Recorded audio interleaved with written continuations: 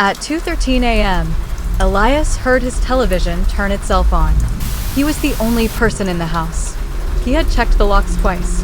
He had even unplugged the old TV before going to bed. So when the screen suddenly bloomed with gray static, he sat up so fast his heart almost cracked his ribs. The room was wrong in a way he could not explain. His late uncle's living room had always felt dusty, old, and forgotten. But tonight it felt occupied. The curtains moved although the windows were shut. The air smelled like wet fabric and burned copper. A candle on the coffee table was lit, even though Elias never lit candles. Then the woman appeared. Not on the screen, in the reflection of the screen. Tall, motionless. Her face hidden by black hair that hung forward like dripping thread. Elias blinked. She was gone. He stared at the television, half expecting to laugh at himself. Instead, the static shifted into a shape that almost looked like a hallway. A long hallway. Familiar somehow. Too familiar. Then a single sentence flashed across the screen. "You remember this house wrong." Elias frowned. "Wrong," he whispered. From somewhere deeper inside the home, a floorboard creaked. Not the floorboard of a house settling. A step. Slow. Deliberate. Coming toward him. He stood up, but the television changed again. This time it showed a live image of the room he was in. Not from the front. From behind him. And in the image, he was already standing there. Already turned around. Already staring at the thing that had entered the room. Elias spun. Nothing stood behind him. Yet the television image did not lie. In it, something pale was leaning over his shoulder, breathing into his ear. And the woman in the window was now outside. Elias backed away from the window so fast he nearly tripped over the coffee table. Outside, the yard was drenched in rain, but the woman did not move with the storm. She stood under the dead tree near the fence, as still as a photograph, watching the house like she had been there for years. Then the knocking started. 3 taps. From the hallway. Elias turned his head slowly. The hallway light was off, but a thin line of brightness spilled from the far end of the corridor. He knew that light. It came from the storage room door. The room no one used. The room his uncle had kept locked. Elias had never seen the inside of it. Another knock. This time closer. He took a step back and the television whispered in a burst of static. A voice slid through the noise. Not loud. Not angry. Almost gentle. "Elias, don't open the wrong memory." He froze. The voice sounded like his mother. Impossible. She had died when he was 9. He swallowed hard, staring at the dead screen.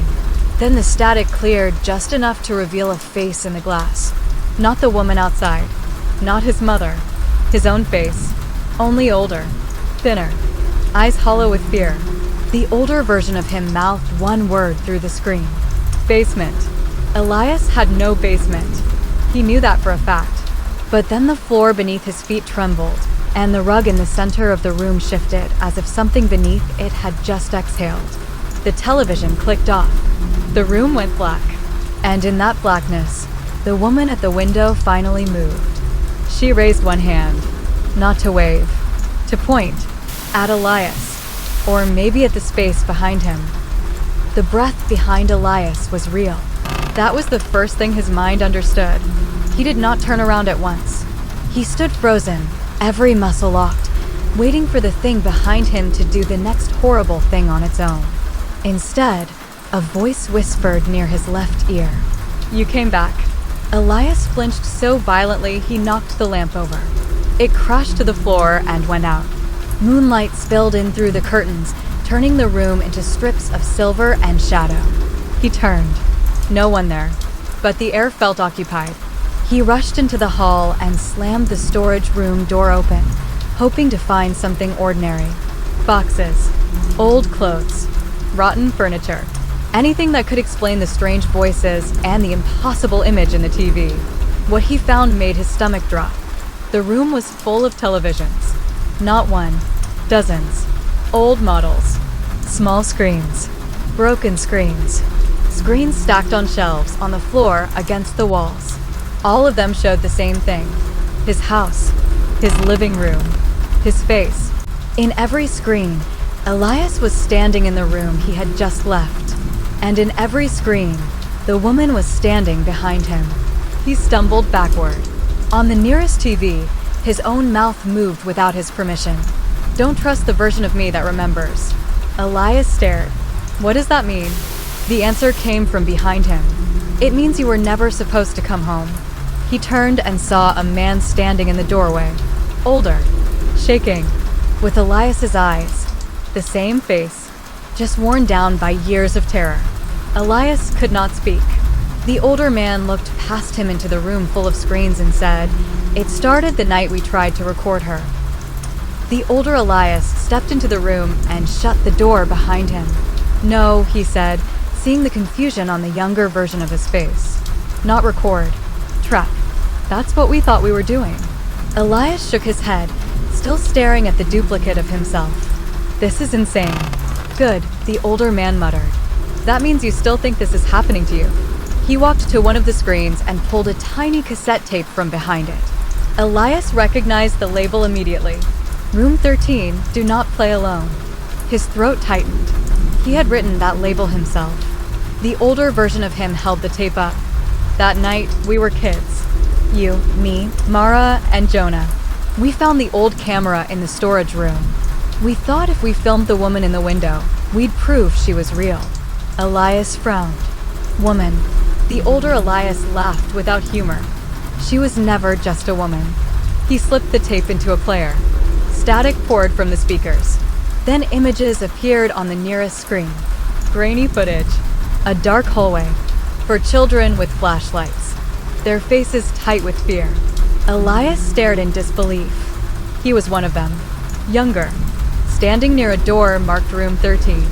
But there was something else in the footage. Something the camera kept failing to show clearly. A figure standing behind the children whenever they looked away. The older Elias put one hand on the screen. "That's the problem," he said. "The thing in the house doesn't like being seen directly.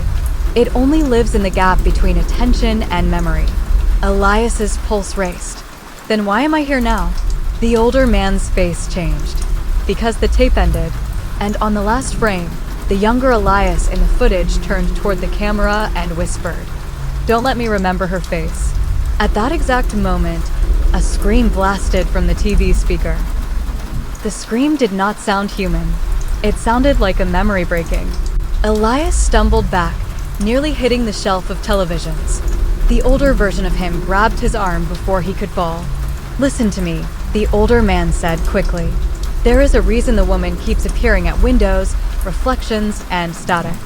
She cannot enter through a door unless she is invited by recognition." Elias stared. "Recognition? She feeds on being remembered correctly." The sentence made no sense until the older Elias pointed to the TV screen. The footage had changed. Now it showed the 4 children standing in a circle in room 13. Their flashlights pointed at the floor. Something was written there in chalk. A name. Their own names.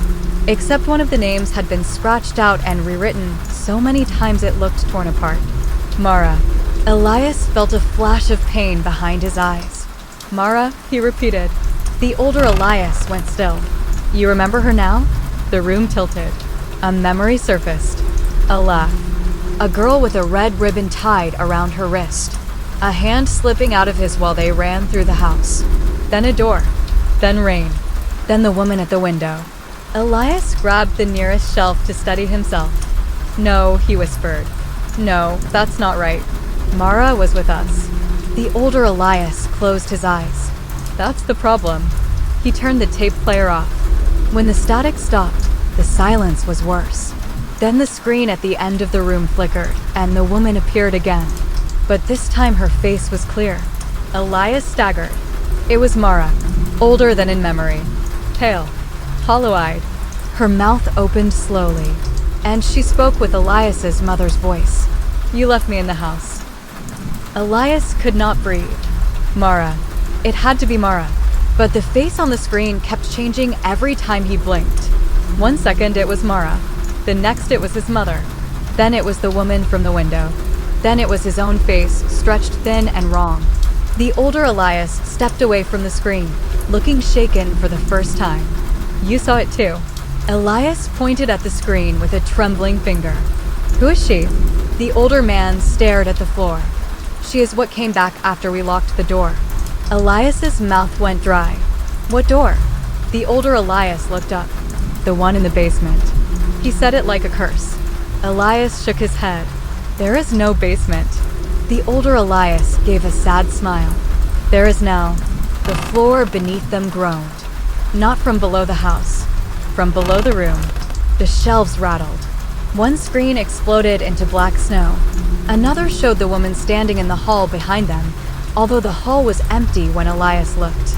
Then the older Elias grabbed him by the shoulders. Whatever happens, do not let her make you remember the last minute before the door opened. Elias stared. Why? Because the moment you remember it, she becomes real enough to leave. A violent thud hit the storage room door. Once, twice, then a voice came through the wood. Not Mara, not his mother, his own voice. A child's voice. Elias, open up. I found her. Elias stepped back in horror. The older Elias whispered, almost to himself, too late. The door handle began to turn. The room split open in memory before the door even finished turning. Elias saw it all at once. The summer storm. The old house. For children with a stolen camera. Room 13 at the end of the corridor.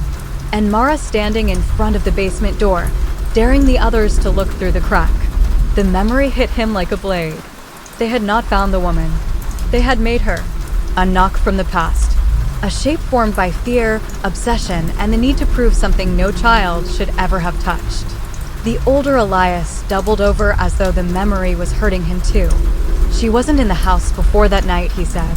We gave her a place to stay. The child voice outside the door repeated, I found her. Then the front of the storage room burst open. The younger Elias stood there. Not the child from the memory. A different one. Eyes wide. Rain dripping from his hair. Fingers bleeding. He pointed behind them and shouted, Don't let her wear Mara's face again. The woman stepped out of the television. Not through the screen. Out of it. Her body unfolded like a signal leaving a broken signal tower. One step, then another.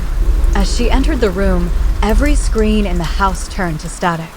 The older Elias pulled a rusted key from his pocket and shoved it into the younger Elias's hand. It only works once, he said. Elias looked at the key. What is it for? The older man's answer was a whisper. The real door. The woman smiled for the first time. And Elias realized with horror that she had been smiling in every memory of his life, waiting for him to notice. The key was warm. Too warm. Elias wrapped his fingers around it just as the woman took another step forward. The air in the storage room bent around her like heat rising off asphalt. Every television screen shattered into pure white light. The older Elias staggered toward the wall and pressed both hands to it. A hidden seam appeared. A door. Not painted. Not built. Revealed. I lied, the older Elias said, blood on his lip. It's not the basement door. Elias stared at him. It's where the house hid the first version of us. The woman's head tilted at an impossible angle. Then she spoke, and her voice was everyone's voice at once. You were never the first Elias. The hidden door began to open on its own. Elias wanted to run, but his legs wouldn't answer. Inside the crack was not darkness, but another room. A clean room. Bright. Empty. On the far wall was a TV showing the same living room from the beginning. Except there was one change. On the couch sat a boy. Elias. Younger than memory. And beside him sat Mara. Alive. Real. Terrified. The boy on the screen lifted his head and looked directly into Elias's eyes. Then he said the one thing that shattered the last piece of certainty in the whole house. Don't let her take the version of you that still knows my name. Behind Elias, the woman whispered close enough to touch his neck. Which one of you do you think I came for? Then every light in the house went out. And from the black screen of the TV, a hand reached out and grabbed the boy by the throat.